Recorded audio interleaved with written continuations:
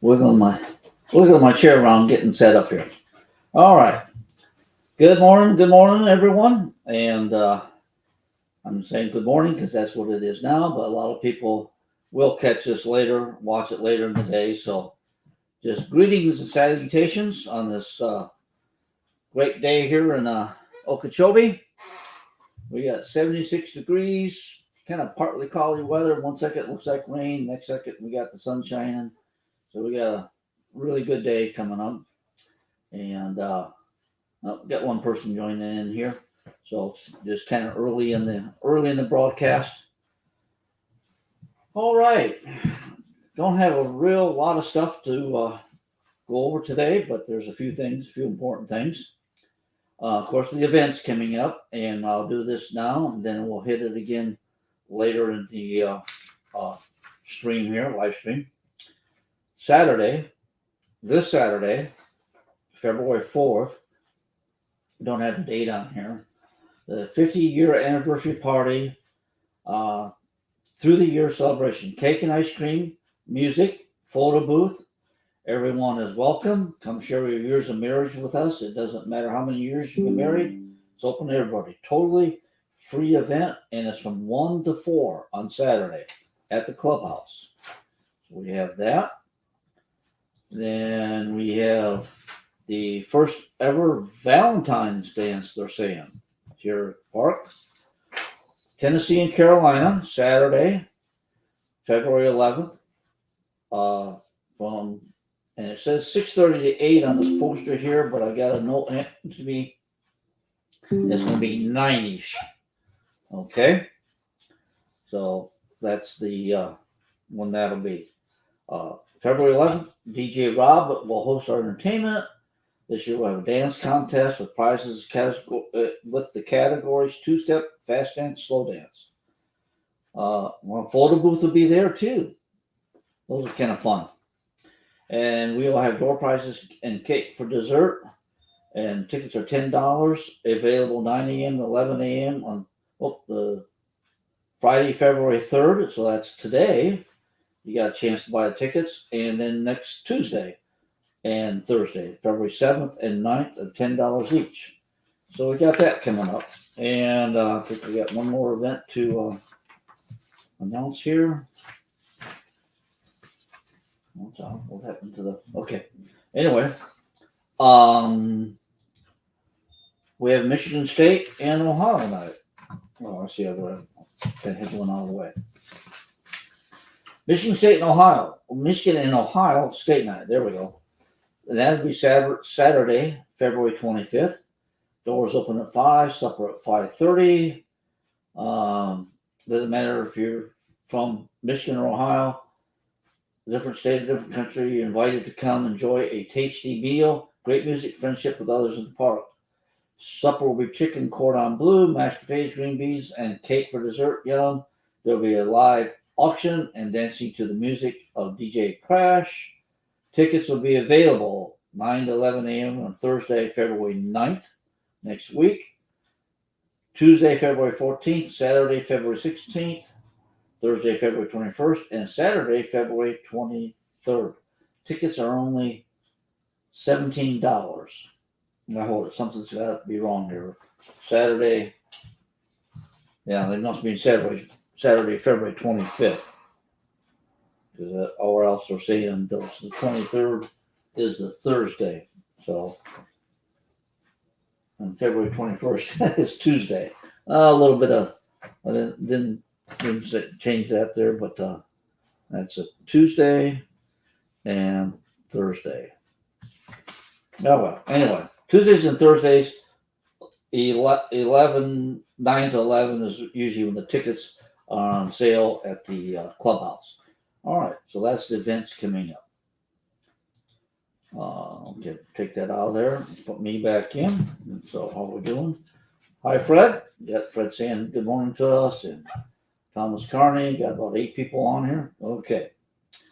So the events, just like to mention to those that are on here and those that are watching later, parking. Just mind again, if I had to I've had to be able to contact a few people because uh, parking in the common areas. If you stop and talk to the office, and we'll arrange something for about parking. We don't want parking in the bathrooms or the clubhouse. A short period of time while you're doing your business is okay. But if you don't have a decal on there and you haven't mentioned, and we see a car sitting there for unoccupied for several hours, we don't know if it's going to be there just for several hours or somebody's planning on leaving overnight. So I ended up contacting people, and if there's no decal on it, I can't track it down. I end up leaving a note on it, or one of our parking violations. So remember to get your decals on all your vehicles, boat trailers and boats, and golf carts are exempt from the decals. There's been times I wish we had either names or phone numbers or something on the golf cart. So instead of just trying to chase somebody down, be able to call them and say, if your cart's parked somewhere it shouldn't be or something like that. But anyway, for the cars, especially the cars and trucks, and then if you have somebody coming in and is going to need parking, contact the office ahead of time and we'll get something arranged. We got parking spots down at the marina that we can put you at, or other emergency spots if something happens. We just don't want people just parking willy nilly everywhere and then assuming that it's okay to do, and we end up with problems with that. And the decals are important on your vehicle so that we know whose vehicle it is and that you're an actual H and Oaks resident or renter, and um, we may have to go through and double check some details with people. For some reason, our system every now and then uh, we have the decal and have the number, and we know it was issued, but we don't have it tied to a vehicle. So we'll have to figure that out. But anyway, do make sure you do have the decal, and we'll work on the other part. Just like to mention that the water has been pretty well cleared up. We got that problem taken care of. I hope for at least in the meantime till we can decide what to do with the filter system. For minimum, we'll be changing the media if we can afford it and get it done. We need to change the type of filter system, go to a membrane instead of a media filter system. So, but Chris did a great job figuring out. We were trying to figure out why this was happening, and we checked one more thing, took it apart, and sure enough, it was all gunked up and plugged up. And since fixing that, made a big difference on um, the water. Fred, make it yes. If they're not a resident, they should be parking. We do have renters that do have permission to park, but yes, in the common areas, if they aren't staying here in the park, they should not be.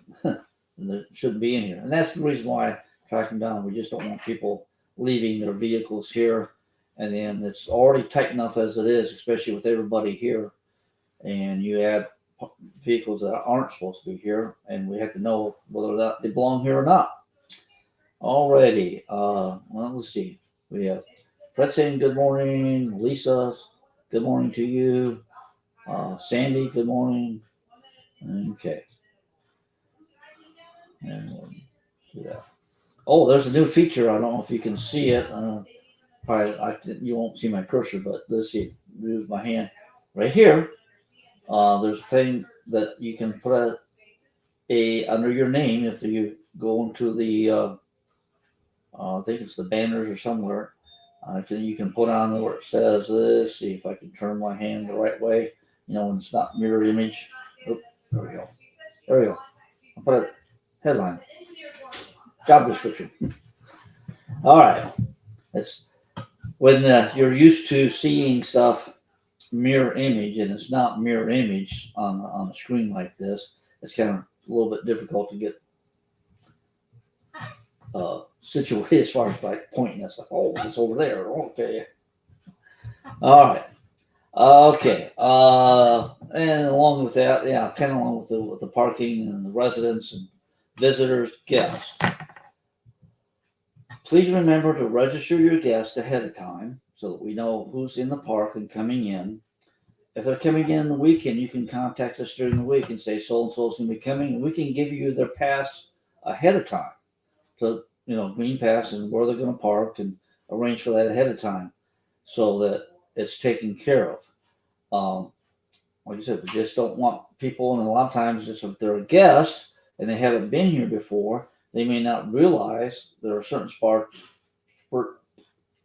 get it spit out correctly, certain spots they're not supposed to park. So we want to make sure that everything's taken care of ahead of time. So on your guests during the week, they come, especially during office hours, they need to come up to the office and sign in. If you can't, then once again, if they come in the weekend and non-office hours, you should have contacted us ahead of time if you know they're coming in. Now you got surprise guests and that. We understand that happens. You can't register them ahead of time, no problem. But you can always send me a text. There's my phone number's on the office door, and you send me a text. That way, if I come in Monday morning, there's a vehicle parked someplace. I'm like, okay, whose is this? Uh, I can have I know what it is, and I don't have to spend time tracking something down. Okay. Another big item is the Bluestream and Xfinity. I know there's a lot of consternation going around on this. A lot of good morning, Ernie. Um, some good information, some false information. We only there's a big decision making process of who to go with, and we tried to take everything into consideration, especially the board. I had some input, but I wasn't the one making the decision. I told everybody that ahead of time, and they tried to get input from as many residents as possible. I had residents helping me uh, find some providers, and then it got narrowed down to two, and then the board had to make the decision. So uh, we're living with it. The contract's been signed. So with Bluestream and Xfinity, uh, they aren't going to have it connected, and they said going out till possibly July 1st. They expect to have it done connected sooner, but they're hedging their bets and making sure that they're covered. So they're to July 1st is when they will be activated. They will be paying Xfinity to continue the service the TV service to your devices while during that time. I know that some people have got a sales call and they were told that because their billing date was on the 20th, that their TV was going to be shut off on the 20th and not the 28th. And that should not happen. They have a contract till the 28th. Um, that would be a breach of their contract if they shut it off early to any resident until they had to pay without prorating it. Uh, Once again, it's supposed to be taken care of, supposed to extend out. Uh, they are also making their sales calls to folks. Okay, hi Sig. Sig's on here now. They are making their sales calls to folks, try keeping their customers, and there's no problem with that. I was looking up, got industry trade information, business newsletters about how many customers that Xfinity has lost and that they've gained, and streaming services have an effect on them. And a lot of the full-time residents that have been here for a while and are, how you say, comfortable with Comcast, full and great. You can keep whatever you want with them, other than if you elect to get your TV programming from them, it will cost you extra and will not be at the discounted rate. but they have specials all the time. You can twist their arm and maybe get a better deal on that. Part of there's been a little bit of discussion about how well Bluestream is their reviews, and I would assume that same thing with Xfinity. I know for a fact for many of the residents that leave and come back and turn it on, most of the time it's this simple.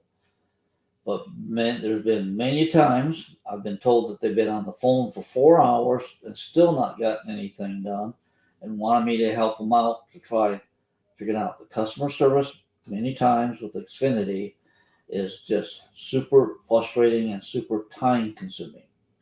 So that was a big factor in the decision making process, was their response to customer service. So anyway, like I said, Bluestream will be offering internet, but it will not be available until they get us hooked up. They will be also offering phone service, just like Comcast does. Xfinity. They're changing their name over to Xfinity. Xfinity also, I know, also offers a mobile cell phone service, but Bluestream does not offer that. So that is pretty much it on that. If there's any questions about the Bluestream, Xfinity, continuing on, any questions, if you don't understand it, feel free to email me at manager@aox.net. Let's see if I can bring that up in here. I should have my email address in here somewhere. There we go. There's my email address, manager@aox.net, and I will get back to you as soon as possible on that. I do not pull in that email after I leave here or over the weekends. That is only comes to this computer, and that texting you can get to me at any time, but I don't think we need to.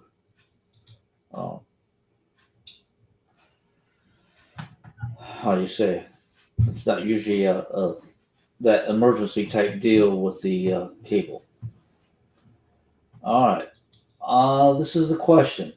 What do we do with our cable boxes? We leave on February 19th.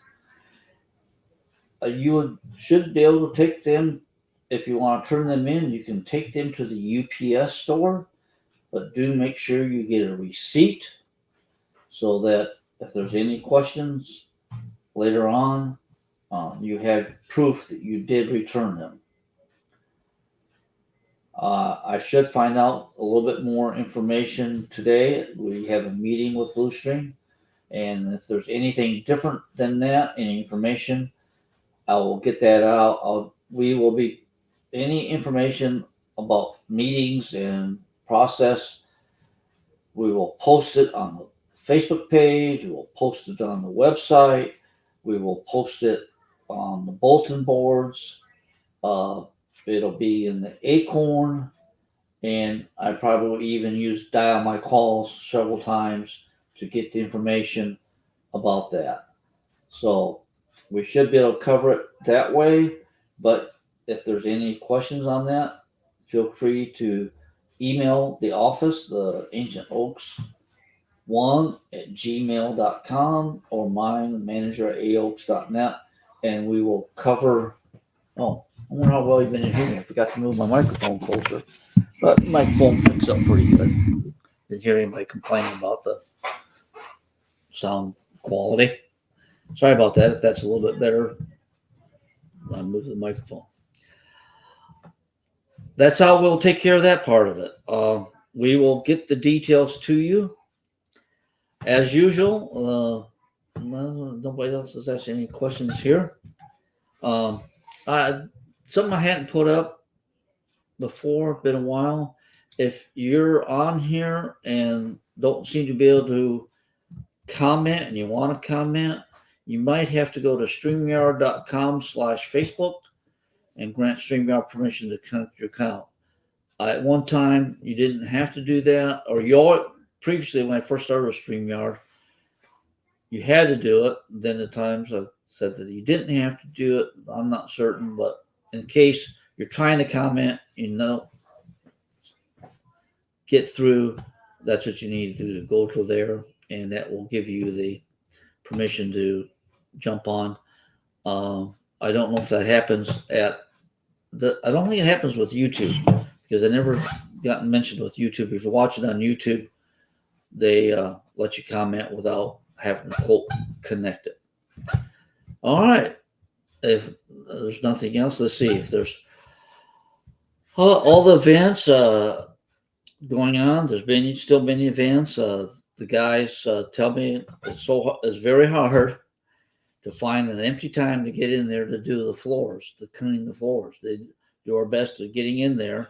So just try to remember that we do have to clean the floors during working hours, and we'll do the best we can not to interrupt anything, but please be aware of that, and we can work it around and get things taken care of and keep the floors clean and all that good stuff. Also, the SAC committees, the SAC, Social Activities Committee, is always looking for volunteers to help with the events. I believe we're still having the Friday night movies. We can put the movies on, just not able to advertise the names of the movies. That's per the license, to keep us out of trouble with the motion MPAACP or something like that. They are very protective of their licensing agreements and want you to. We paid for the license, but they also, like I said, there's restrictions that go along with it. So remember that. But I've seen where there is refreshments available. They have concessions at the movie nights. Then also, was it bingo? It says they were doing that there. Oh, don't want to forget Saturday morning breakfast.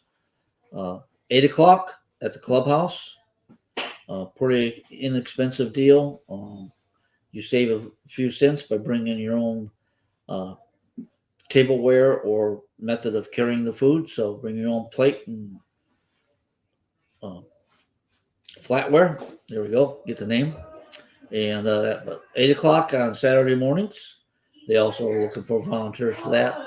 And something that happened yesterday, all those people that are volunteering and helping in the kitchen, they weren't able to thought they weren't able to get hot water. Please be aware that there's the hot water and cold water valves besides the valve that turns it on. And if you have the cold water on at the same time as the hot water, it will never get above it really hot. You have to make sure you turn the cold water off, and you have to make sure it screws down, and that. So I'd go down there and show folks that they thought that they weren't getting the hot water heater wasn't heating up, and when I checked, both faucets were on full blast, and so it's mixing the cold with the hot. So do remember that if you are using the kitchen sink, check out the faucet orientation. It's backwards. I think they both kind of like that, to turn off. They don't.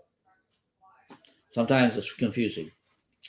I get confused every now and then. I have to look at it and see, okay, which way is it going, or they shut off. So, but we appreciate all the volunteers. We appreciate that the vast majority of our residents are nice people and kind and generous and patient, and remember the golden rule: do unto others as you have them do unto you. So that's the biggest thing to look out for and be cognizant of. And as one last note, I want to thank all the people that expressed their condolences towards me and Kathy for our son-in-law that was killed on January 17th in that auto accident. Yeah, it's been a tough time. And I know many of you have been through the same things or similar to it. But I do appreciate the expressions of condolences and thoughts and prayers. So with that, we'll end the live stream for today. Have a great weekend. It looks like we're going to have some good weather, nice weather, and we'll see you the next time. Live long and prosper. Thank you.